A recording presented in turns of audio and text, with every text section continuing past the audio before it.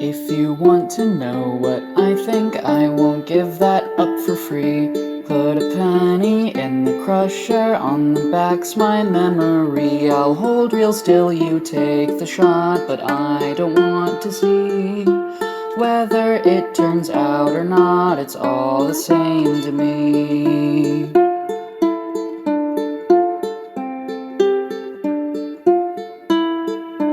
If you want to know how I feel, put me down and walk away. My hands are already bloodied here in bed. I think I'll stay. In dreams I face dread most mundane when walking down the street. My pounding heart shocks me awake the moment our eyes meet.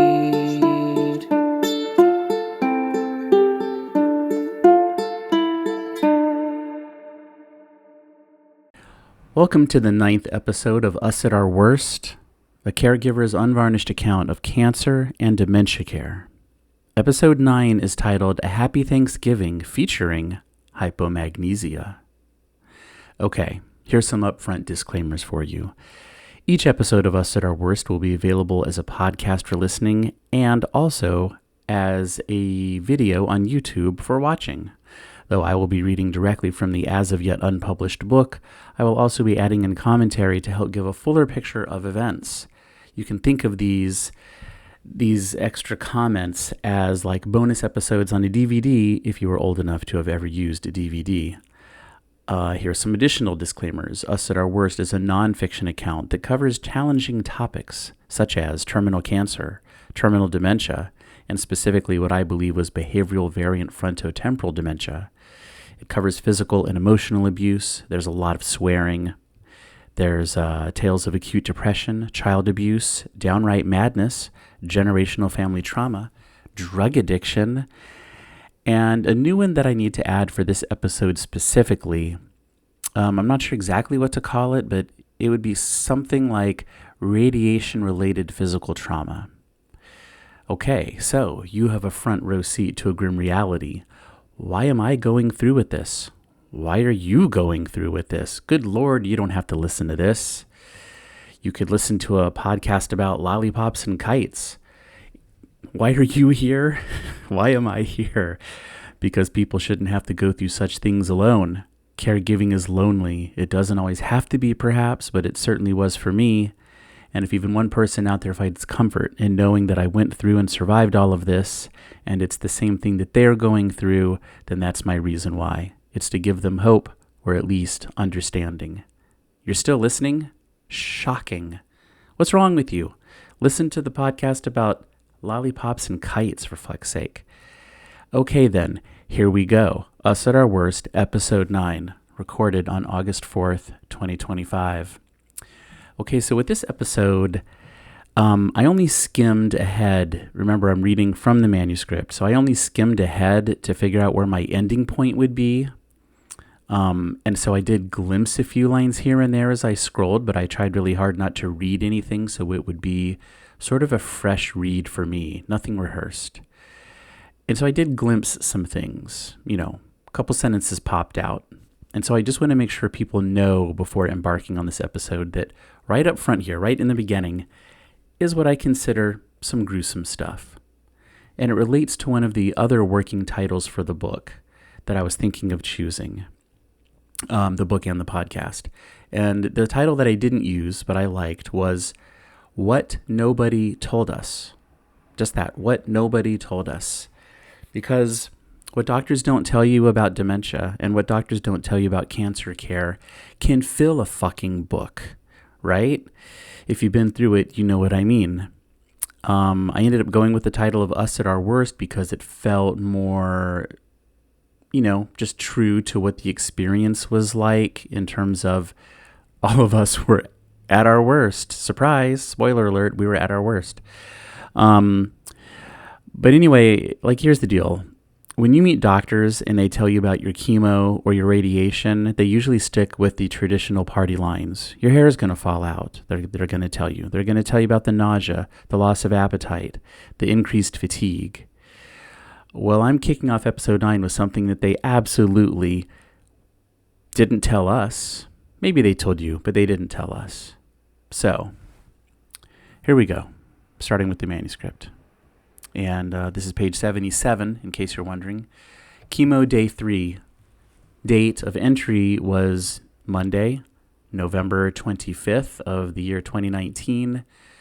And I'm writing my first entry here at 10:30 a.m. from the chemotherapy clinic. And I'm just going to click over here real quick, make sure my voice is still recording. Yes, it is. Excelente. All right, back to the right screen. Okay. Dad is staying at the hotel. Okay, again, just for reference, 10:30 a.m. So Dad is staying at the hotel all day and sleeping. Mom and I are at the hospital today for the long Monday. Miraculously, she's in a good mood. I'm shocked. When I walked into the hotel to get her, she says, "I need to show you something." I assume that she's going to yell at me for keeping her away from the meds overnight. Instead, she points to her crotch. Okay. Ooh, what? Okay, so coming out from the side of my mom's Depends adult diapers, and for reference, she's been wearing these ever since the radiation started. Ever since the radiation to her pelvis began causing the flooding. And if this is for some reason your first episode, flooding is what my mom refers to as the side effect whereupon radiation makes her lose bladder control. Okay, so out from the side of my mom's Depends adult diaper is something that actually shocks me. Her skin is falling off. The whole surface of it is just raw, like a 3rd-degree burn. It's hideous. It's huge, expansive. She doesn't show me the vaginal area, but apparently it's even worse there, and it just blossoms out now in every direction. It's just awful. I close my eyes and I turn my head after seeing it. What the fuck? Is this an emergency? Is this normal for her radiation? Is it infected? Is it MRSA? For those of you who don't know what MRSA is a bacterial bug that hangs out in hospitals and waits for patients or even visitors to catch it. And it's sort of like a flesh-eating disease. And that's sort of what Mom looked like she had. End of sidebar. Okay, so strangely, she feels no pain from it. How? I don't know. Anywho, once we get to the hospital, we ask the main oncology folks about it. And they're like, yep, that's how it goes. Oh, really? When were you going to fucking tell us that Mom's skin was going to fall off? But I'm so tired and cranky that most things bother me right now. I'm not thinking clearly at all. If I'm sitting, my eyes are closed or trying to close. If I'm leaning on something, I close my eyes. In the elevators, when alone, as soon as those doors close, my head goes against the wall and I slump in a corner, getting a few glorious seconds of reprieve. So, I guess I just want to say, here's a sidebar here, this just, I feel like, speaks to how exhausted I was at this point. Mom's skin is literally falling off. And that's all I had to say about it. And it really isn't much. I threw some shade at some doctors saying, when are you going to tell us? And then I'm talking about how sleepy I am. That was my reality. So update, 11:10 a.m., chemo clinic. Suddenly, a psychologist is dropping by to see Mom at 2 p.m., still trying to figure out exactly what they might do. Prescribe more meds? My hope is that they are coming to evaluate her for memory loss. 11:26 a.m., chemo clinic. Guess what she just told me? This is very close to the quote. And she says, Mom had said to me, Charlie, no amount of money can ever repay you for how much you are doing for me and for your father.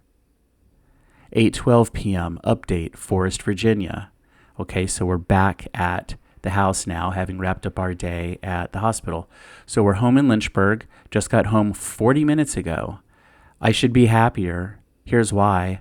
At 3:10 p.m. in the radiation clinic, before we had only asked the general oncology folks, I told them that they had to check Mom out first before treatment due to the heavy burns. This is one symptom she isn't faking. So they have her checked into an exam room and they are like, oh, hell nah. They sent us home with no radiation and no radiation for the rest of this week. Okay, LOL, typing that out does make me feel better all over again now. Suddenly we were gifted Monday through Wednesday with 0 trips to Charlottesville. I am floored by it. Thursday and Friday, the clinic is closed anyway for Thanksgiving.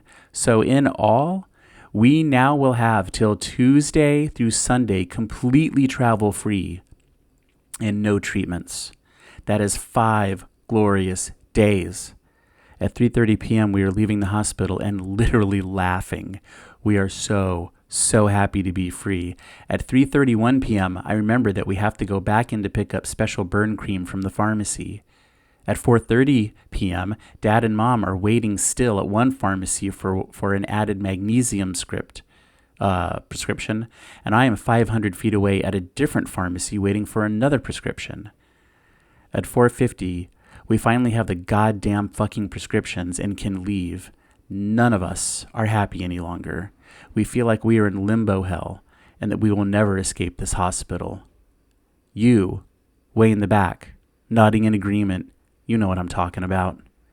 Dad is falling over and sickly. Mom is flagging fast. I was falling asleep, sitting up as well. We are a tired trio. Why does it take so fucking long to fill a goddamn prescription? Update, 11:55 p.m. at the kitchen table. Highlights from today include the fact that I'm still not in bed. I'm currently managing Mom's meds. The Silvadene burn cream for her burns has sulfa, so she can't take it. She has sulfa allergies, which the pharmacy didn't double check. And the presence of sulfa was only discovered by me after Googling the ingredients. Dad is super sick and can't talk. Sidebar, he lost his voice. And another sidebar, like, how ridiculous is it that I was the one who had to figure out that Mom wasn't supposed to put this Silvadene burn cream on her? I mean, can you imagine what the reaction would have been like? She's already got like these crazy burns on her skin to where the surface of her skin is falling off. The pharmacy gives her a medication that she's going to have an allergic surface skin level reaction to on top of already burned skin. So the idea that a extremely exhausted, brain dead human was supposed to be the one to catch this before she applied it is absolutely fucking ridiculous, right?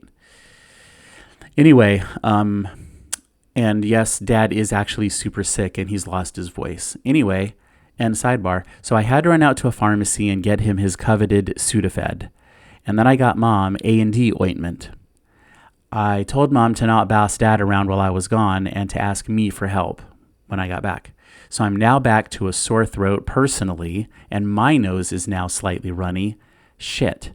My tummy hurts less, at least. And Quinn, my 20-something son, is coming tomorrow! !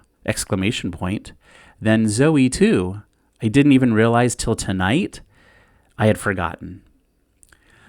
Next entry. Zoe arrives for Thanksgiving, Wednesday 27th, 2019, time 11:20 a.m., location kitchen table. I love having my kids here. Quinn and Zoe are doing the dishes. Mom is snuggled up with her Compazine. Dad is barely moving and has been in bed all day. Things are lovely. So lovely. I'm tired, but all is no longer in motion. I can rest. And I'm just going to do a sidebar here, because do you also hear how crazy those first 4 sentences are?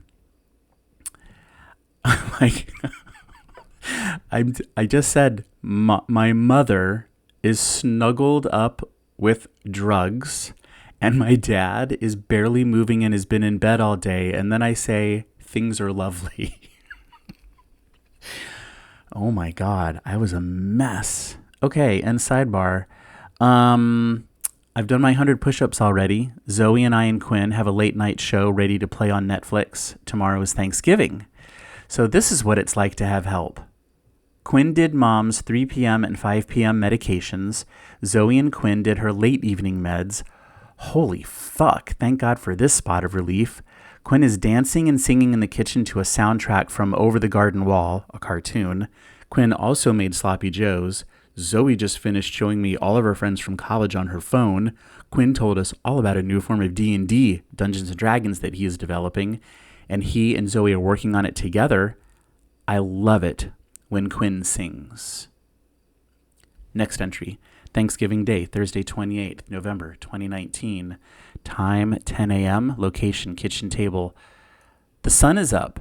I am up. My parents are up. Today should be interesting for sure. Dad came out and did what has become a ritual for the morning. He says, "Hey, Charlie, your mom says it's time for morning meds. Where are they? Can I get them going for her?" I say, as usual, "Good morning, Dad." "Nope. Remember our agreement? I'm the only one that does the meds." And Dad gives his normal response, "Oh, right. Okay." So I give Mom her meds. She takes them. She says, "Bob, Charlie forgot to give me nitrofurantoin." So, and I guess I just left that out there in the open. I didn't even respond to that. This is a sidebar, by the way. That's funny. I just recorded that Mom said that, and then I didn't record what the outcome was. But believe me, I did not forget the drug.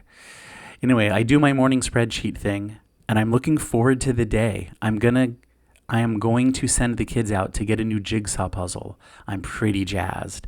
Then we cook all day. Last Thanksgiving was the first one where Mom did none of the cooking. She was just so fatigued she couldn't do it. She couldn't stand for more than 15 minutes at a time, and she threw her back out, took cyclobenzaprine, and went upstairs for a nap. Now, I just want to say, let me finish what I'm saying, and then I'll do sidebar. Me and the kids did the cooking instead, and it was a very sad Thanksgiving. But none of us really knew that we had already had our last normal Thanksgiving the year prior. So I just want to do a sidebar here. So I'm talking about the Thanksgiving of the year 2018. And I remember all of us, my kids and I, thinking, how weird is this? What are we doing in the kitchen? Why are we cooking? Where's Mom? It was just so weird. Dad was doing something in the house, distracted. Mom was laying in bed after taking cyclobenzaprine and was kind of drugged up. And we just thought it was a one-off. We didn't realize that Mom was already starting to experience the symptoms of dementia and that the fatigue she was experiencing was really intense. It's kind of crazy. So here we are back in the year 2019. Back to the book. The normal way is the stuff of dreams of foodies. Heaps of homemade foods, most of it from scratch. Mom didn't know how to make average meals or average tasting dishes. Everything was always plentiful and amazing. We were that family that invited friends over and set a huge table with fancy china from that special bureau in the dining room. Sometimes we'd have up to 12 people over for Thanksgiving dinner. If they didn't come for dinner, they at least came for dessert service. Chocolate pudding pie from scratch, pecan pie, cheesecake, apple pie, hot chocolate, all of it made from scratch. Man, so many good memories. And the gravy, Jesus Christ, the gravy, the stuffing that we had stuffed in the turkey, old school, the gravy made from the drippings of the turkey pan. This was Southern cooking at its traditional finest. Today, for the first time, we don't have a huge turkey. Mom and Dad won't eat but a tiny bit. Mom will barely eat a bite or two. So we got a lot less meat this time and opted for a turkey breast and some drumsticks only. Anyway, I should get the kids up soon. It won't be long till Mom takes an additional pill and crashes, so we want to take advantage of her awakeness. I make a mistake, though. I hop onto Facebook real quick and I see a posting from my brother. He is complaining about how his quote-unquote new 65-inch Sony 4K TV, quote, end quote, has, I'm pretty sure I just totally butchered about how you're supposed to use quote-unquote and end quote, but you get the picture. Anyway, he is complaining about how his new 65-inch Sony 4K TV has bugs somehow trapped inside the screen. I Google the cost of this TV, because I'm an asshole apparently. Back in July, when he bought this beast of a screen, it was probably worth about $1,500. It was right around that time that I asked my brother for $1,000 to help me out. And this dovetails nicely with the videos Joe sent to Mom of his home's five individual 12-foot tall Christmas trees. I didn't make that up. They have 5 separate 12-foot tall Christmas trees in their house. Happy fucking holidays, bro.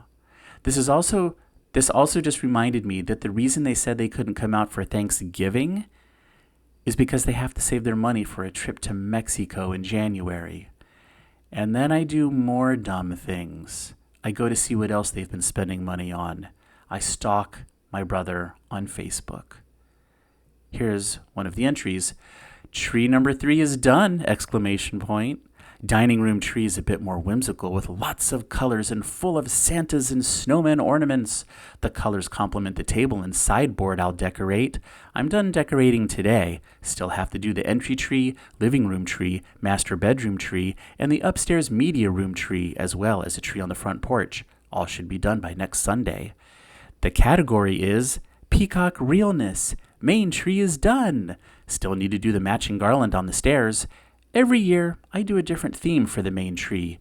Decided to go with jewel tones of blues, purples, pinks, with lots of gold and platinum. 2 trees down, 6 to go.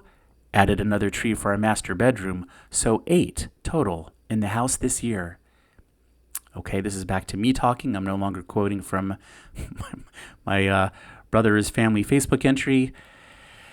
Yeah, okay, so I write, so now I know that they don't have 5 trees. Fuck me, it's 8. I also hope all 8 trees fall over and scare the fuck out of his chihuahuas. Next entry, 5 degrees of separation on a thermostat. Friday, November 29th, 2019, time 10 a.m. Yesterday was wonderful. My kids were so amazing. I love them utterly and completely. To see how much they stepped up to help make the day special and easy for us all made me proud of them, even more than I already was. We made green bean casserole, chocolate pudding pie from scratch with fresh whipped cream, gravy, homemade stuffing, turkey pans with stuffing on the bottom, turkey on top, and carrots and onions surrounded the turkey, mashed potatoes, bread rolls, cinnamon rolls. I think there was even more, but I can't recall right now. But they made 90% of it. And it wasn't just that they made it, but how they made it. Everything was done with attention to every detail. Time was taken. Butter brushes were used to coat everything that went into the oven. Zoe and Quinn tag teamed everything. They were such a tight unit. They worked together. We were all in the kitchen together for about 5 hours. Mom even came in for a while. Twice. I don't know what else to say, except that it felt like being at home. When I am with my kids, I am home. Home isn't a house. It's whenever, wherever, I am with one or both of my children. There is no place like home. Dorothy was right. It's just not geographical. It was probably some of the best food I had ever had. It was so nice for their hard work to come to such a tasty conclusion. Then we all ate together, even Mom, though she was only at the table for about 8 minutes total. Next entry. Hypomagnesemia really hits. Oh, okay. That means I have to change the title of this when I type it out and enter it into my podcast format. So it's not hypomagnesia, it's hypomagnesemia. Okay, I'll fix that later. Anyway, hypomagnesemia really hits Saturday, November 30th, 2019 through Sunday the 1st, December 2019. Okay, so I start this entry on Sunday at 2 a.m. Okay, so I guess I'm just covering the period from Saturday to Sunday. Okay. I'm in the East Wing, room 246 at the Central Hospital in Lynchburg. Well, everything went sideways. Saturday, she requested to be left alone in her room and didn't want to see anyone, which is rare for her. Normally it's the opposite. At around 1:30 p.m. or so, I was in there helping her to get to the bathroom in the wheelchair, and she was so weakened, I was even thinking that she belonged in a hospital setting. I was wheeling her back to her bed. As she was transferring from the chair to her bed, she turned around to sit on the bed, and she looked at me. And she was saying that she just can't take it any longer. And then, as she is looking at me, she tells me that she can't see my face. She said it wasn't blurry, but she just couldn't make it out at all. Then I took a step towards her. I saw her raise her hand to her cheek, and just before her hand touched her cheek, it froze in place, and it started shaking back and forth. Then I realized that her body was rigid. Her eyes were fixed and staring, but unseeing, and her mouth hung open. I waved my hand in front of her face, and her eyes did not follow. I called her name and rubbed her back, and she was unresponsive. This lasted for about 15 seconds. Then she just snapped out of it, like someone coming out of a seizure. At that exact moment, she immediately began throwing up, with bowel movements at the same time. So by about 3 p.m., we were at Central Hospital in Lynchburg. They did a CT scan of her head, chest x-rays, blood labs for infections. Her magnesium level was at 0.7. A normal range for blood magnesium level is 1.7 to 2.2. And I have then I just have mg/dl for the measurement. I have no idea what that means. But anyway, so her magnesium, this is a sidebar, her magnesium is 0.7, and below 1.25 is considered severe. So mom was considerably in the severe range, maybe even extreme. I'm not sure how they would rate that. They said she had a UTI as well. UTI, as you may not know, is a urinary tract infection. And for people who have a UTI, if you have dementia, it can dramatically ramp up your dementia symptoms. FYI, end of sidebar. So it was my kids who picked up the slack. Quinn took Zoe to the airport so she could fly back to school. Quinn then came and spent 4 miserable hours solo with my mom in the emergency department so that I could go home and sleep from 8 p.m. Saturday until midnight Saturday. And then his flight was at 7 a.m. on Sunday.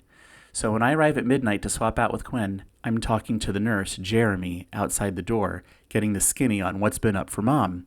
He is flummoxed. Mom has already hit him up with all sorts of pain med requests. I look at Quinn as he packs up to leave. He seems pinched. I look at Mom, and she waves me over right away. And folks, this is literally what she said to me first. I am in big trouble. I am in hell. I want to get out of here. I'm going to rip these tubes out and leave. If I had a knife, I would stab myself for fun. I calm myself down and I say, okay, Mom, I hear you. You need to know that I don't care anymore, Charlie. I just want to die. That's all. I just want to die now. So, will she start tearing everything out? I honestly don't know. Is she going to have some kind of mental collapse and lose the room and her mind? I don't know. Is this potassium and magnesium deficiency talking? I know it's not just that because she's been like this ever since the beginning of chemoradiation, ever since the first radiation appointment. I really, really, really wish that goddamn medical professionals had more support to offer us here. I'm no longer sure that even doing cancer treatment with someone who isn't really in touch with reality is humane. They are suffering without remembering why, without anything felt to live for. It's become purposeless suffering for Mom. As Quinn is leaving, I'm trying to talk to him to get a download of anything I need to know. He is evasive. I point this out. He gives me a look. Oh, of course. What kind of dummy am I? This display from Mom, he's been living with this for the last 4 hours. And it's his first time ever hearing his grandma talking this way. I then turn and lie to my mom. I'm going to be back in 1 minute.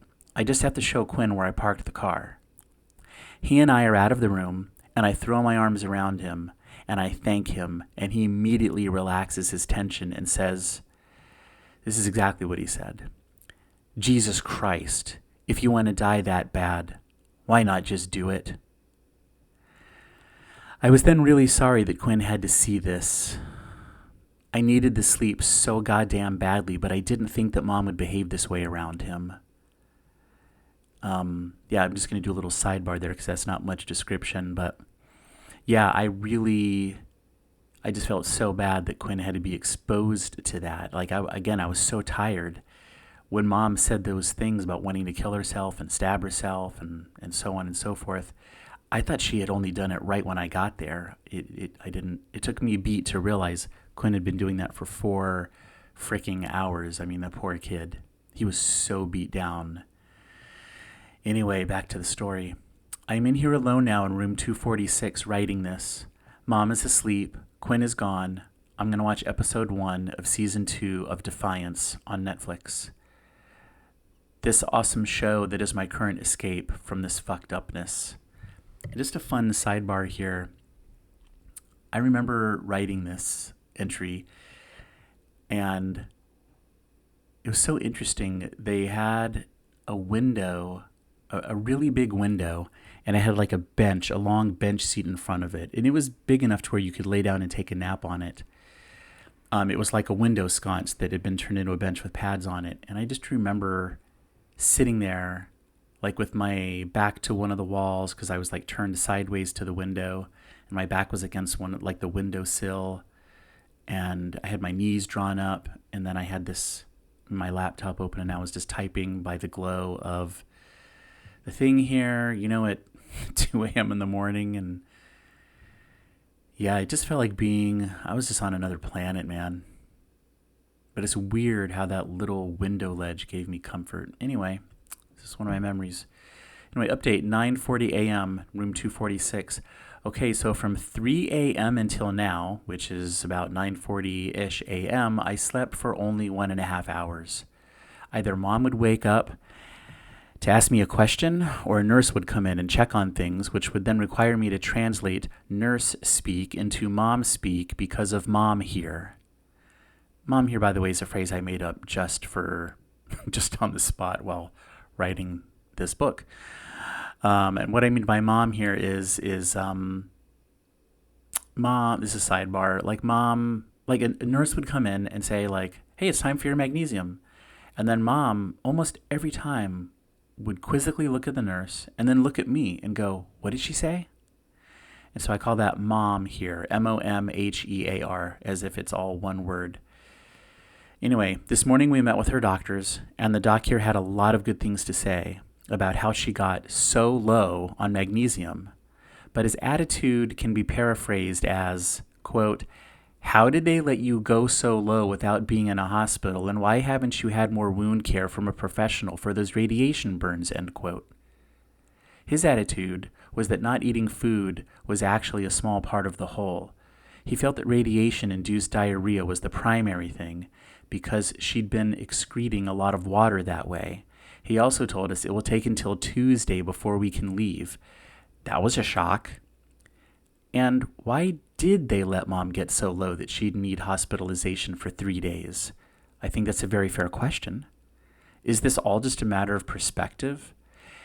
Is life-saving care that is, by design, meant to nearly kill you, also known as cancer treatment, is it engendering the kind of mindset where they overlook things like this?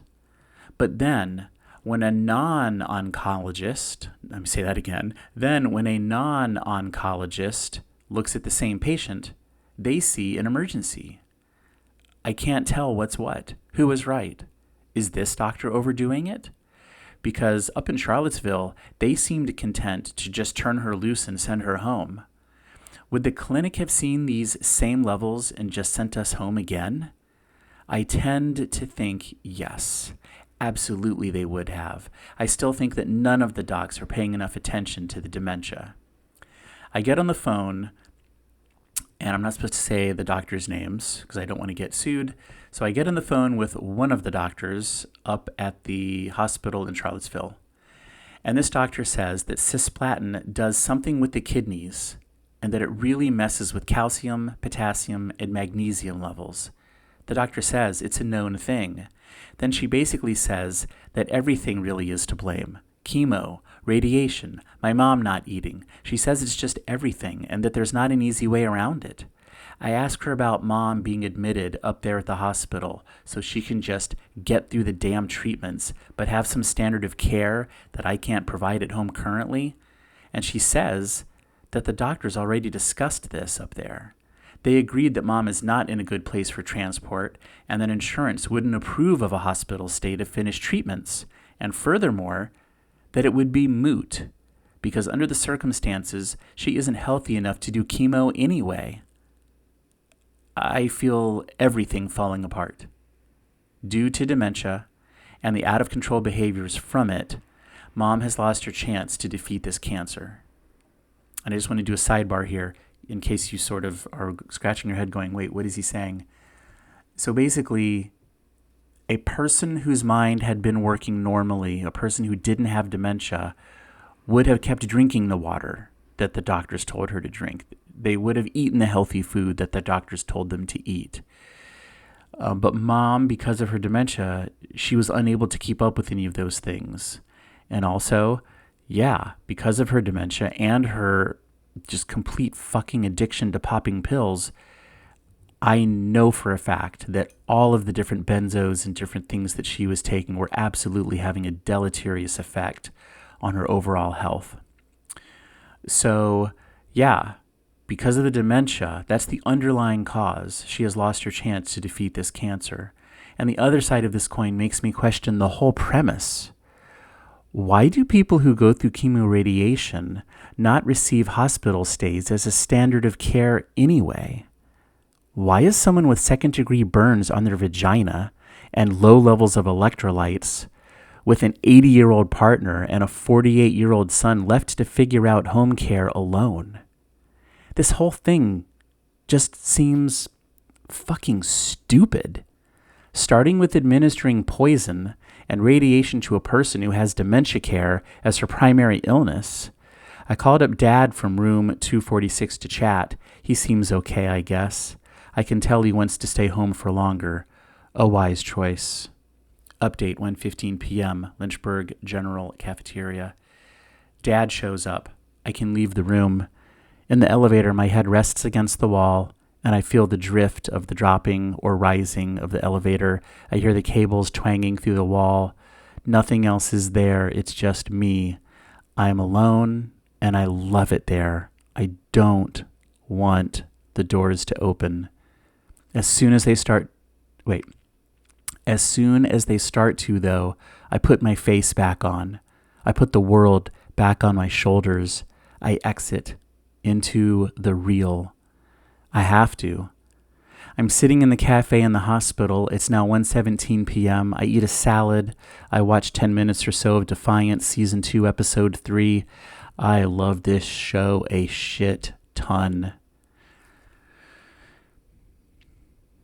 Next entry, the end of chemoradiation, Monday, 2nd of December, 2019. Locations, various. First update, 7:35 a.m., room 246, West Wing, Central Hospital, Lynchburg. I had a long talk with Mom's doctor just now, here in Lynchburg. He said that cancer doctors behind the scenes get strikes against them for admitting patients under their care into hospitalization. He meant doctors like He meant doctors like specialists in oncology units or cancer clinics. The more patients you keep out of a room, the higher your score is, and vice versa. It incentivizes pushing quote-unquote care burden onto the patient and the patient's family. Through talking to him about Mom's refusal to eat even food that she considers delicious, he said that sounds more like a dementia thing than anything else. He said that's a very common thing with dementia. Today he also added phosphorus to her list of things she is low on. It's hard to track it all. I'm so tired, I can't really focus right now. Last night, I slept roughly from 12 midnight until 5 a.m., but Mom got up like 5 times during the night from diarrhea again. Each time a nurse has to come in and detach her DVT, which stands for Deep Vein Thrombosis Prevention leg cuffs, and all the IV thingies and escort her to the bathroom. So the lights go on. It wakes me up. I still don't remember them clearly. They all blurred. Today we got a response from the hospital in Charlottesville about furthering Mom's treatments. Here's the direct letter that I copied. Hello, Charles. I just spoke to the doctor who is stuck in an Atlanta airport. They state we will not be giving your mother any more chemotherapy. Today was to be the last one anyway. You will need to speak to a different doctor and the folks in radiation to see what their plans are. And just so you know, this is a sidebar. I'm keeping this generic on purpose. I'm not mentioning the names of the doctors. So they didn't obviously say you will need to speak to a different doctor. They named the doctor. I'm just not naming them here. I mean, so basically what this letter says is my mom's leading doctor is just sort of blithely reporting, yep, we're done with chemo. You're going to have to speak to someone else for the rest of her care, which basically meant they're just handing over my mom to like the radiation department, and my mom's main doctor, I guess, isn't going to be a part of it. It was such a confusing letter. And so here's what I wrote. I'm exhausted and I don't even know what an appropriate response to all this is any longer. Next entry, still in room 246, Tuesday, December 3rd, 2019, update 9:51 a.m. We were just watching a commercial on television, an ad for Progressive Insurance. They do a parody of the old ice skating extravaganza called Progressive on Ice. Mom says that she's really disappointed at how lame today's ice-capades are. And she says, who wants to see a show like that? I mean, come on. Okay, and this is a sidebar, in case you're not getting the comedy here, it was a Progressive Insurance commercial sort of mimicking and spoofing off the old ice-capades commercials that if you're 53 years old, you'll remember seeing on television. But the funny part is because of Mom's dementia and lack of clear-headedness and her low magnesium, she thought the Progressive Insurance ad was an actual ad for ice-capades. And of course the ad was terrible. They were trying to make it goofy looking, but Mom took it seriously. And she's like, I don't want to see a show like that. Okay. Back to the story. This morning the doc doesn't release us. Mom still has low magnesium. He's definitely trying to understand what's behind it. We may get out today, we may not. Update, 10:25 p.m. So this is basically almost 12 hours later. We're back home. I'll explain later. Must sleep. And that is where I'm going to end it today. And let's see, where's the outro? All right, here's the outro script I got to read from. I want to mention as you are listening to these stories, just remember, these are my experiences. Not all cancers and dementias produce the same types of behaviors and moments that I am a witness to. Before we go, though, let's talk about that project logo cover art. It's made by my youngest kid, Zoe. And yes, that's a photo of me climbing out of my mom's actual pillbox from the year 2020, thanks to the magic of Photoshop. But just because I'm feeling punchy, I am going to add, I no longer use Photoshop because I hate everything about AI. And Photoshop and Adobe love to push AI, so I don't use Photoshop anymore, but I did back then. Okay, and the intro and outro song, You Can't Stop Humming Out Loud. It's an original tune composed and sung by my eldest kid, Quinn. He recorded this when he was helping me take care of my mom, and he played it for her. Last but not least, I had that track sound mastered by Jay Siebold at sieboldsound.com. If you ever need sound mastering and mixing work, be sure to look him up at sieboldsound.com, and I have him linked in the show notes. On YouTube, I posted a standalone video of just that song by my son in case you want to play it on repeat, and links to both the podcast and the YouTube versions will always be in the show notes description. And I'm going to add one other thing here that I think I should start adding. I also have a whole other podcast that you might enjoy. It's one of my nature conservation podcasts. Google it. It's called Salmon Folk Radio. That's SALMONFOLK radio. I think it's pretty cool. You might like it if you're into ocean conservation. All right, that's it. See you next time. If you want to know what I think, I won't give that up for free. Put a penny in the crusher, on the back's my memory. I'll hold real still, you take the shot, but I don't want to see whether it turns out or not. It's all the same to me.